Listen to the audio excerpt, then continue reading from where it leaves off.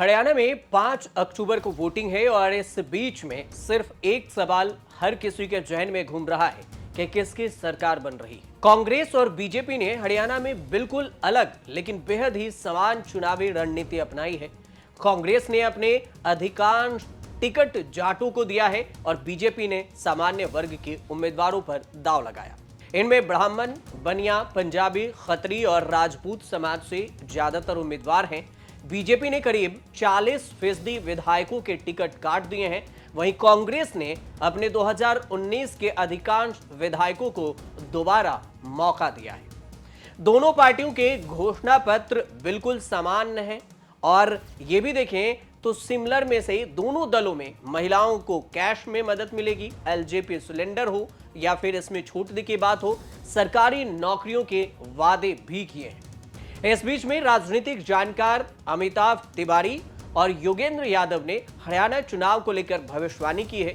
किसने क्या कहा है आपको बताएंगे कि किसकी बन रही है सरकार, इन दोनों के लेख में क्या कुछ नया सामने आया। बात करते हैं अमिताभ तिवारी की।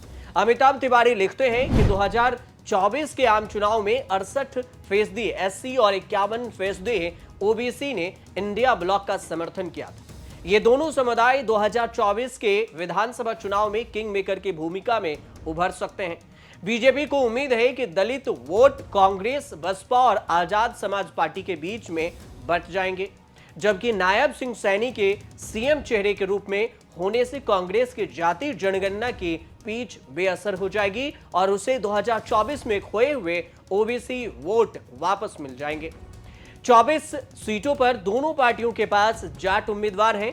प्रत्येक 13 सीटों पर सामान्य बनाम सामान्य श्रेणी के उम्मीदवार और ओबीसी बनाम ओबीसी के उम्मीदवार हैं, मतलब दोनों के बीच मुकाबला।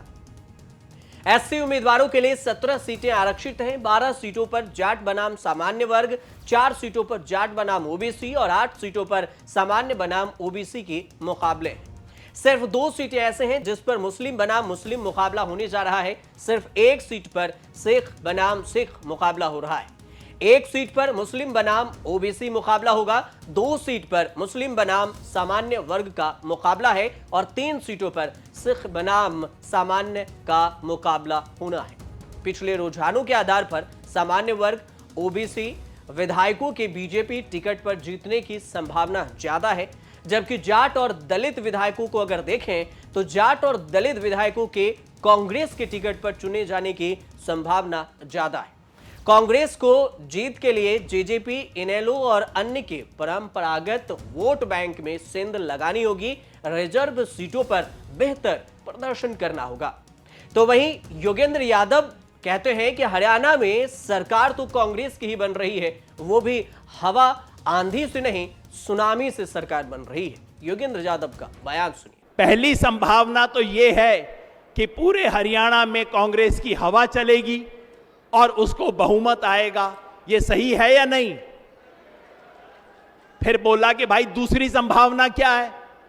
मैंने कहा दूसरी संभावना यह है कि हवा नहीं, कांग्रेस की आंधी चलेगी हरियाणा में। यह सही है कि नहीं है? फिर मेरे से बोले भाई ये दोनों के अलावा तीसरी संभावना कौन सी बच गई है? मैंने कहा तीसरी संभावना यह है कि सुनामी चलेगी यहां पे कांग्रेस की। अब आप बता दो, हवा चलेगी आंधी के सुनामी? सुनामी चलेगी। अब आपको बताते हैं कि कहां कितनी सीटें प्रभावित हो सकती है, इसको समझना बेहद जरूरी है। हरियाणा में 57 विधानसभा की सीटें ऐसी हैं जहां जाट आबादी 10% से ज्यादा है। रोहतक में 20, हिसार में 18, करनाल में 8 सीटें हैं।